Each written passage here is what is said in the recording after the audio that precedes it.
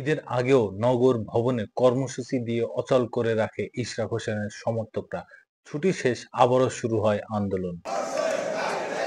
যোগ দেন মেয়র পদে দাবিদার ইশরাক হোসেন। নিজেও ঘোষণা দেন বিরতিহীন অবস্থান কর্মসূচির। অভিযোগ করেন এর আগে মব তৈরি করে তার শপথ গ্রহণ বাধাগ্রস্ত করা হয়েছে।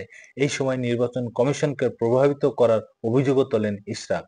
নতুন করে আন্দোলন বিরতিহীনভাবে আমরা অবস্থান কর্মসূচির ঘোষণা দিচ্ছি।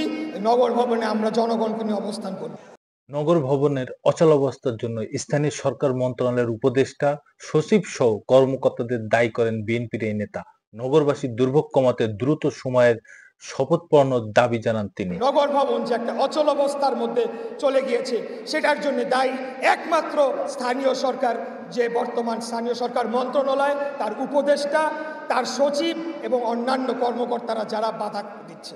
তারা যে আজকে আমার শপথ গ্রহণ অনুষ্ঠানকে বাধাগ্রস্ত করার মাধ্যমে এই রায়ের কার্যকর করাকে যে ব্যাহত করছে, প্রকান্তরে তারা কিন্তু ওই অবৈধ তাপস এবং অবৈধ নির্বাচনকেই তারা বৈধতা দিচ্ছে।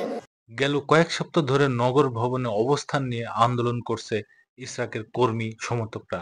বন্ধ দক্ষিণ সিটি কর্পোরেশনের নাগরিক সেবা কার্যক্রম।